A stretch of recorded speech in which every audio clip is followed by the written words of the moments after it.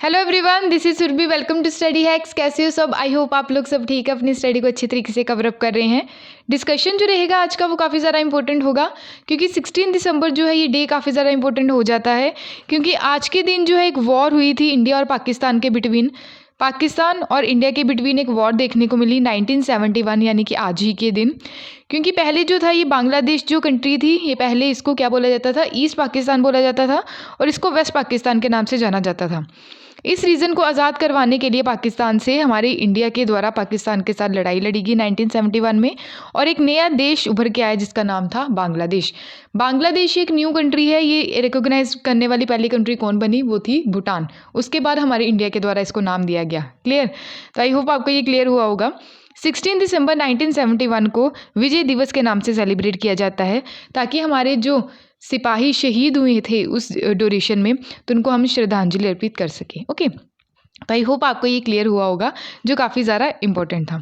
और साथ ही साथ 1971 की जो वॉर थी, तो इंदिरा गांधी जी के द्वारा काफ़ी ज़्यादा इंपॉर्टेंट रोल प्ले किया गया था उस टाइम। तो सोनिया गांधी जी के द्वारा ये सारी चीज़ें बोली गई हैं कि काफ़ी ज़्यादा एक फाइनेस्ट परफेक्टली एग्जीक्यूटिव एग्जाम्पल थी ये, पॉलिटिकल एग्जीक्यूटिव डिप्लोमेटिक की अगर बात करें तो। ठीक है, और ब्रूटल क्रैकडाउन भी हुआ ढाका यानी कि बांग्लादेश में। तो उसके तहत काफ़ी ज़्यादा जो पॉलिटिकल पार्टीज़ थी वह उनके द्वारा एक्शन लिया गया। ठीक है, इंदिरा गांधी जी के द्वारा उस टाइम जो थी हमारी ऑनरेबल प्राइम मिनिस्टर कौन थी? इंदिरा गांधी जी थी, तो ये याद रखिएगा। ठीक है, तो यहाँ पे सोनिया गांधी जी के द्वारा भी ये सारी चीज़ें बोली गई हैं। ओके, नेक्स्ट काफ़ी ज़्यादा इंपॉर्टेंट बात है हम लोगों के लिए, एक प्राइड मूवमेंट है, क्योंकि दुर्गा पूजा जो है उसको यूनेस्को इंटेंजिबल हेरिटेज लिस्ट का दर्जा दे दिया गया है। तो ये काफ़ी ज़्यादा इंपॉर्टेंट हो जाता है हम लोगों के लिए। तो Durga Puja gets intangible culture heritage tag. Intangible and tangible के बिटवीन डिफरेंस क्या है? इंटेंजिबल यानी कि हम किसी चीज़ को छू ना सके, डैट इज़ इंटेंजिबल। टेंजिबल क्या रहता है? जिसको हम छू सकते हैं, जैसे ताजमहल कोई मोनूमेंट हो गया। ठीक है, तो आई होप आपको ये डिफरेंस क्लियर हुआ होगा।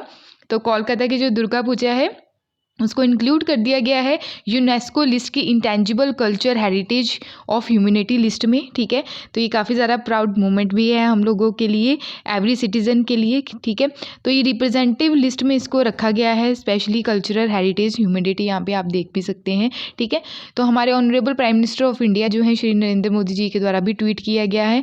ठीक है, PIB जो है press investigation bureau of India, उनके द्वारा भी यहाँ पे ट्वीट किया गया है कि यूनेस्को के द्वारा इंस्क्राइब किया गया है दुर्गा पूजा जो है कोलकाता की, उसको रिप्रेजेंटेटिव लिस्ट में रखा गया है intangible culture heritage of humanity. तो आई होप आपको ये क्लियर हुआ होगा। तो काफ़ी ज़्यादा खुशी की भी बात है हम लोगों के लिए। ठीक है, और इसके अलावा अगर हम बात करें तो इसके अलावा पहले कितनी थी? 13 intangible culture heritage tradition recognize की गई थी यूनेस्को के द्वारा। पहली है ट्रेडिशन ऑफ वैदिक चैंटिंग, 2008 में किया गया इसको।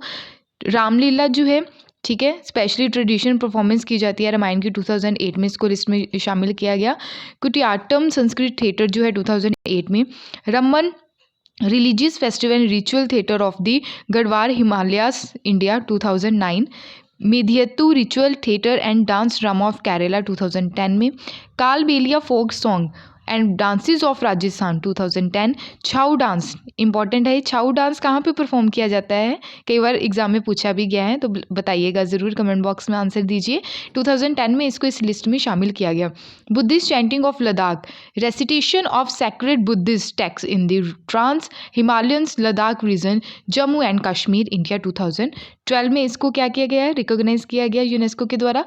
संकीर्तन ritual singing drumming and dancing of Manipur 2013। Traditional brass and copper craft और utensil making among the Thatheras of Jandiala Guru Punjab India 2014। Yoga को लिस्ट में शामिल किया गया 2016 में। नॉरस को 2016 में। कुंभ मेला 2017 में। 2017 में जब कुंभ मेला हुआ था, बहुत ज़्यादा गैदरिंग देखने को मिली थी। ठीक है, तो वर्ल्ड की सबसे ज़्यादा गैदरिंग जो है वो कुंभ मेला में देखने को मिली, इसलिए इसको यूनेस्को हेरिटेज लिस्ट में शामिल किया गया। तो आई होप आपको ये 13 क्लियर हुई होंगी, और 14 जो भी लिस्ट में शामिल की गई है वो है कोलकाता की दुर्गा पूजा। तो आई होप आपको ये सारी चीज़ें क्लियर हुई होंगी। उसी के साथ साथ यूनेस्को की यहाँ पे बात चल रही है, तो यूनेस्को के बारे में हम कुछ और भी फैक्ट जो हैं वो जान लेते हैं। हैं। यूनेस्को की फुल फॉर्म क्या रहती है? United Nation Educational, Scientific and Cultural Organization, और ये स्पेशलाइज्ड एजेंसी है किसकी है? यूनाइटेड नेशंस की। ठीक है, ये प्रमोट करती है वर्ल्ड लेवल पे कैसे हमने शांति बनाए रखने का काम करना है, सिक्योरिटी कैसे प्रोवाइड करवानी है थ्रू इंटरनेशनल कॉपरेशन जो है education, art, science and cultural के थ्रू। ठीक है, हेडक्वार्टर इसके कहाँ पे है? इंपॉर्टेंट है, पेरिस फ्रांस में है। आज के टाइम में डायरेक्टर जनरल कौन है? Audrey Azoulay. ओके, एब्रीविएशन आपको बताइए। यूनेस्को फाउंड इसको कब किया गया? 16 नवंबर 1945 में किया गया, लंदन यूके में। फाउंडर इंपॉर्टेंट है, इंडिया जो है ये फाउंडिंग मेंबर है। ठीक है, हमारी कंट्री किसकी? यूनेस्को की। India, USA, France, China, Brazil और ये और भी बहुत सारी कंट्रीज है। ठीक है, सब्सिडरीज की बात करें, international committee of slaveries and others.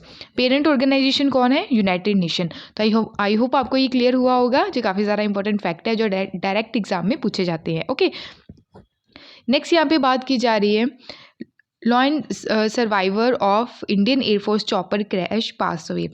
तो चॉपर क्रैश जो हुआ था जिसमें हमारे first chief of defence staff थे जिनका नाम था विपिन रावत, और उनकी वाइफ थी और अदर और जो हमारे सोल्जर्स थे, ठीक है, उनके वहाँ पे जान चली गई, शहीद हो गए वहाँ पे। और एक जो बचे थे जिनका नाम था ग्रुप कैप्टन वरुण सिंह, तो ये हॉस्पिटल में एडमिट थे। ठीक है, ज़िंदगी और मौत के बीच में लड़ रहे थे, बट ये अपनी जो ज़िंदगी के मौत के बीच में जो लड़ रहे थे तो ये जंग हार गए। तो तमिलनाडु में जो हेलीकॉप्टर क्रैश देखने को मिला, ठीक है, उसी में ये सारी सिचुएशन हुई जो हम लोगों को मतलब बहुत ही इकट्ठा जितने भी लोग हैं हमारे इंडिया के, क्लियर, तो उनको बिल्कुल ही क्या कहते हैं रोने पे मजबूर कर दिया सिचुएशन ने, क्लियर। तो आप देख सकते हैं ग्रुप कैप्टन वरुण सिंह जो शहीद हुए हैं, दिल से इनको नमन है, क्लियर। नेक्स्ट चलते हैं Pinaka extended range. Pinaka extended range की बात करें तो अभी रिसेंटली ही DRDO के द्वारा यानी कि डिफेंस रिसर्च डेवलपमेंट ऑर्गेनाइजेशन के द्वारा सक्सेसफुली टेस्ट किया गया है Pinaka extended range multiple launch rocket system को। ठीक है, तो इसको किसके साथ लोकेट करने की यहाँ पे बात की जाती है? इसको जैसे शिव भगवान जी का जो बो है, ठीक है, जो तीर कमान से ये कमान निकलता है उससे इसको रिलेट किया गया है। ठीक है, जितनी शक्ति से ये भगवान शिव का जो कमान निकलता है उससे इसको रिलेट किया गया है। ठीक है, तो आई होप आपको ये इतना समझ में आया होगा, क्लियर। तो इससे पहले DRDO के द्वारा लॉन्च किया गया था जो मैंने डिस्कस भी किया, स्मार्ट जो टॉर्पेडो सिस्टम था, ठीक है, जो सिगार की फॉर्म में देखने को मिलता है आपको। ठीक है, उसकी शेप जो रहती है सिगार जैसी रहती है। पिनाका जो है ये multi barrel rocket launcher system है, तो इसका नाम जो रखा गया है शिवास बो। ठीक है, जो कमान है शिवजी भगवान जी का, ठीक है, तो उससे उनके नाम के ऊपर रखा गया है इसको। ठीक है, तो ये 12 rockets a period of 44 second यानी कि 12 रॉकेट 44 सेकेंड्स में ये लॉन्च कर सकता है। न्यू वर्जन जो इसका निकल के आया है एडवांस टेक्नोलॉजी रहेगी और एनहेंस करेगा स्ट्रेंथ को हमारी आर्मी की, और ये इसका जो वेट है वो कम है अगर प्रीवियस जो वर्जन था इसका, ठीक है, उससे इसका वेट कम देखने को मिलेगा। तो यहाँ पे भी आप देख सकते हैं इसका नाम है पिनाका एक्सटेंडेड रेंज। ओके, तो यहाँ पे आप देख सकते हैं भगवान शिव के कमान के साथ इसको रिलेट किया गया है, क्लियर। उसके अलावा अगर हम बात करें इसके बारे में कुछ और भी हम जान लेते हैं। ये जो अभी न्यूली टेस्ट सिस्टम किया गया है तो इसकी रेंज है 45 किलोमीटर तक ये अपने टारगेट को हिट कर सकता है। ठीक है, तो ये इंडियन आर्मी के लिए ये लॉन्च किया गया है। एग्जिस्टिंग जो पिनाका सिस्टम है उसकी जो रेंज थी 35 to 37 किलोमीटर तक है। डेवलपमेंट की अगर बात करें पिनाका मल्टी जो बैरल रॉकेट सिस्टम है इसको स्टार्ट कब किया गया था? 1980s में किया गया था DRDO के द्वारा। और मल्टी बैरल जो रॉकेट लॉन्चर सिस्टम है रशिया से हमने इसकी हेल्प लेके ये सारी सिस्टम को लॉन्च किया, ठीक है, जिसको ग्रैड के नाम से बोला गया। और बाद में हमने इसको 1990 में जो कारगिल वॉर हुई थी वहाँ पे इसका सक्सेसफुली फर्स्ट यूज़ किया गया था बैटल फील्ड में। तो आई होप आपको ये क्लियर हुआ होगा। पिनाका मार्क 1 जो है वो सक्सेसफुली टेस्ट किया गया था, कारगिल वॉर में इसको यूज़ किया गया। ठीक है, नेक्स्ट यहाँ पे बात की जा रही है जो हमारी कंट्री में भिखारी जो हैं, ठीक है, उनकी सिचुएशन क्या है। ठीक है, बैगिंग इन इंडिया, तो इसके बारे में हम बात करेंगे। अभी न्यूज़ में क्यों है?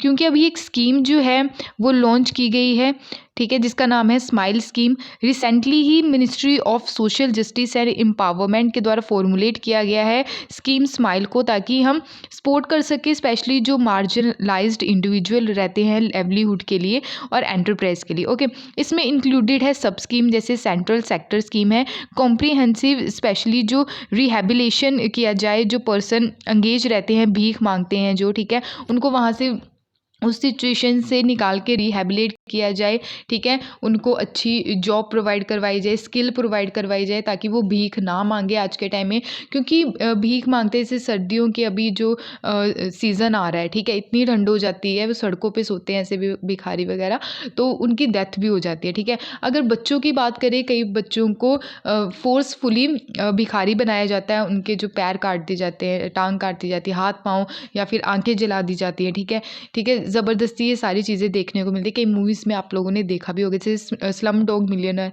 ठीक है, उस मूवी में भी बता रखा है क्लियर।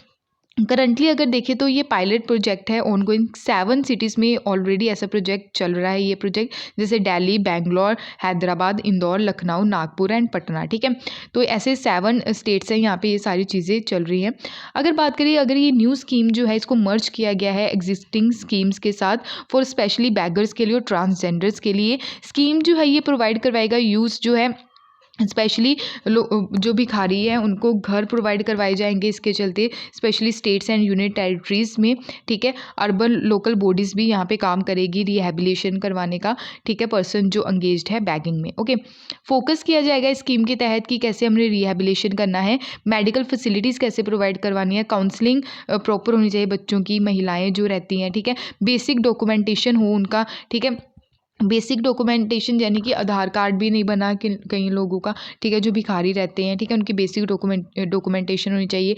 एजुकेशन प्रोवाइड करवानी, स्पेशली जो बच्चे रहते हैं, ठीक है, जो भीख मांगते हैं, यहाँ पे भी आप देख सकते हैं, ठीक है, तो इनको स्पेशल एजुकेशन प्रोवाइड करवानी है, क्लियर, काउंसलिंग इनकी होनी चाहिए प्रॉपर, तो ये सारी चीज़ों पे फोकस किया जाएगा। अगर बात करें, एस्टिमेट लगाया गया है अप्रोक्सीमेट 60,000 पुअरेस्ट पर्सन है जो इसका बेनिफिट उठा रहे हैं। इम्प्लीमेंट जो किया जाएगा आने वाले टाइम में, तो सपोर्ट किसका रहेगा, स्टेट का, यूनियन टेरिटरीज जो हैं, गवर्नमेंट, लोकल अर्बन बॉडीज़ हो गई, voluntary organization, community based organization, institutions and others जो है यहाँ पे मिलकर काम करेंगे आने वाले टाइम में भी।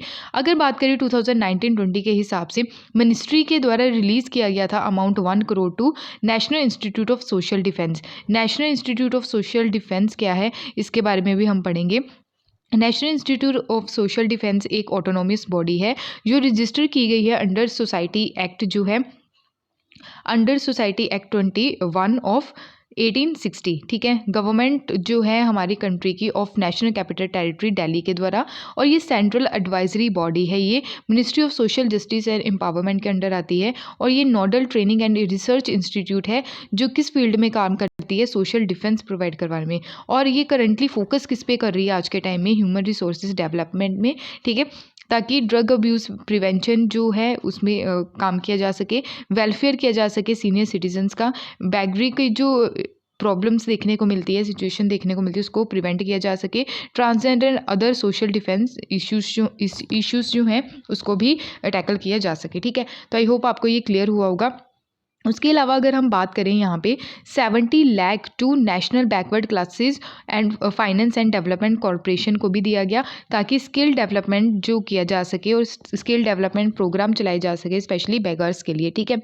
तो national Backward classes finance and Development corporation की मैं बात करूँ तो ये गवर्नमेंट ऑफ इंडिया की एजेंसी है, ठीक है, तो ये किस मिनिस्ट्री के अंडर आती है, ministry of social justice and empowerment के अंडर आती है। इसको इनकॉर्पोरेट किया गया सेक्शन 25 के तहत, जो कंपनी एक्ट 1956 के अंडर रखा गया। ऑन 13 जनवरी 1992 में इसको पिक्चर में लाया गया as a company not for profit, ठीक है, तो ये प्रॉफिट के बेस पे काम नहीं करती है, लोगों के वेलफेयर का यहाँ पे ध्यान रखा जाता है। ऑब्जेक्टिव क्या है कि प्रमोट करना economic and development activities, specially benefit हो सके बैकवर्ड क्लासेस को, और हम मदद कर सके पुअरर सेक्शन जो है हमारी सोसाइटी का, ताकि हम स्किल डेवलपमेंट कर सके उनका प्रॉपरली, और सेल्फ एम्प्लॉयमेंट जो वेंचर्स हैं वो भी उनको ऐसी स्किल्स सिखा सके ताकि वो सेल्फ एम्प्लॉय हो, ठीक है, किसी और के ऊपर डिपेंड ना हो। तो आई होप आपको ये क्लियर हुआ होगा। तो कई सारे ऐसे इश्यूज़ जो हैं देखने को मिलते हैं। अगर बात करें सेंसस 2011 के अकॉर्डिंग, तो टोटल नंबर ऑफ़ बेगर्स कितने हैं हमारे इंडिया में, तो वो है 4,13,617 इंक्लूडिंग टू, इसमें से 2,21,673 मेल्स हैं और 1,91,997 फीमेल्स हैं जो भीख मांगते हैं आज के टाइम में। तो ये सारी चीज़ें जो हैं ये काफ़ी ज़्यादा ह्यूज तौर पर है, तो इसको कम करने की यहाँ पे कोशिश की जा रही है स्माइल स्कीम के तहत। ओके, तो नंबर जो है वो काफ़ी ज़्यादा इंक्रीज़ हुआ है लास्ट सेंसस के हिसाब से। तो वेस्ट बंगाल जो है ये टॉप पोजीशन पे है जहाँ पे सबसे ज़्यादा भीख मांगने वाले लोग देखने को मिलते हैं, ठीक है, यानी कि कई जो सड़कों पे भीख मांगते हैं, ठीक है, उसमें सबसे ज़्यादा टॉप पे वेस्ट बंगाल है, ठीक है। उसके बाद उत्तर प्रदेश है, बिहार, ठीक है, तो उत्तर प्रदेश सेकंड नंबर पे है और बिहार जो है वो थर्ड नंबर पे है। अगर बात करें यूनियन टेरिटरी की, तो न्यू दिल्ली में सबसे ज़्यादा ऐसी सिचुएशन देखने को मिलती है जो लार्जेस्ट नंबर ऑफ बैगर्स हैं 2187, उसके बाद चंडीगढ़ में है 121। ओके, तो नॉर्थ ईस्टर्न स्टेट्स की बात करें तो असम टॉप पर है, ठीक है, 22,116 बैगर्स हैं। उसके बाद मिज़ोरम है 53 बैगर्स। ओके, तो मिज़ोरम में सबसे कम है। ओके, तो रिसेंटली ही सुप्रीम कोर्ट के द्वारा एग्री भी किया गया कि एग्जामाइन किया जाए कि डिक्रिमिनलाइज करना है हमने बैगिंग की सिचुएशन को, ठीक है। तो बैगिंग जो है जो भीख मांगी जाती है उसको डिक्रिमिनलाइज करने की यहाँ पे बात की गई थी सुप्रीम कोर्ट के द्वारा कि जो ऑफेंस देखने को मिलते हैं वेरियस स्टेट में under prevention of bagging act, ठीक है, उसके अंडर सारी चीज़ें रखी जाएंगी। तो आई होप आपको ये क्लियर हुआ होगा। उसके अलावा अगर बात करिए छोटे छोटे बच्चे जो हैं, ठीक है, महिलाएं जो अपने बच्चों को ऐसे उठा के भीख मांगती हैं, तो ये सारी चीज़ें जो हैं ये इसको कंट्रोल करना है और इनको रिहेबिलेट करना है, ठीक है। तो मेल जो है आप देख सकते हैं और दिल्ली में कितने हैं फीमेल, और दिल्ली में कितनी फीमेल है, टोटल जो है 4,13,670 है, ठीक है। तो यहाँ पे दिल्ली में है 2,187। तो आई होप आपको ये क्लियर है, ये सेंसस 2011 के हिसाब से है, क्लियर। उसके अलावा अगर बात करें यहाँ पे मैप में भी आप देख सकते हैं वेस्ट बंगाल जो है टॉप पोजीशन पे है, सबसे ज़्यादा ऐसी सिचुएशन देखने को मिलती है। और नॉर्थ ईस्ट राज्य की बात करें तो असम में है, क्लियर। तो बच्चों की बात करें तो फोर्सफुली बच्चों को बैगिंग की सिचुएशन में धकेला जाता है, ठीक है। अगर कहीं किडनैप कर लिया बच्चों को, ठीक है, पूरा उनका गैंग बना दिया जाता है, एक पर्टिकुलर पर्सन रहता है बच्चों को फोर्सफुली बैगिंग की सिचुएशन में धकेलता है, ठीक है। इन चीज़ों को भी कंट्रोल करने की आज के टाइम में बहुत ज़्यादा ज़रूरत है। तो फोर्स किडिंग इनटू बैगिंग और लेबर चाइल्ड में भी बच्चों को धकेला जाता है, ठीक है। तो आई होप आपको ये क्लियर हुआ होगा। हमारे कॉन्स्टिट्यूशन के हिसाब से देखें तो आर्टिकल जो है article 23 and 24, article 3 and article 24 जो है ये किसके बारे में बात करता है, राइट अगेंस्ट एक्सप्लॉयटेशन के बारे में बात करता है कि हमने शोषण के विरुद्ध आवाज़ उठानी है, ठीक है। 23 जो है फोर्स लेबर की बात करता है, ह्यूमन ट्रैफिकिंग की बात करता है कि हमने इसको प्रिवेंट करना है, कंट्रोल करना है। आर्टिकल 24 जो है ये चाइल्ड लेबर से रिलेट करता है, ठीक है, चाइल्ड लेबर की यहाँ पे बात की जाती है। तो कहाँ कहाँ बच्चों को एम्प्लॉयमेंट नहीं करवानी है, ठीक है, कहाँ कहाँ प्रोहिबिट है चीज़ें, ठीक है। केमिकल हज़ार्डस जो इंडस्ट्रीज़ है वहाँ पे बिल्कुल मनाही है बच्चों की जो एम्प्लॉयमेंट के लिए सिचुएशन जो देखने को मिलती है। तो आई होप आपको ये सारी चीज़ें क्लियर हुई होंगी, क्लियर है इतना। उसके अलावा अगर हम बात करें तो नेशनल बैकवर्ड क्लास के बारे में हमने यहाँ पे डिस्कस कर लिया और national Institute of Social defence के बारे में भी हमने डिस्कस कर लिया। तो आई होप आपको ये सारी चीज़ें क्लियर हुई होंगी जो आज मैंने डिस्कस की हैं, ठीक है। तो याद रखिएगा जो मैंने डिस्कस किया, आज का डे जो है विजय दिवस है, ठीक है। और दुर्गा पूजा के बारे में हमने यहाँ पे डिस्कस किया है कितनी आज के टाइम में जो कल्चर हेरिटेज साइट्स हैं, ठीक है, 13 थी पहले और 14 है टोटल। ओके, तो इसके बारे में DRDO के बारे में भी हमने डिस्कस कर लिया, क्लियर। तो यहाँ पे देखिए पिनाका के बारे में हमने डिस्कस किया।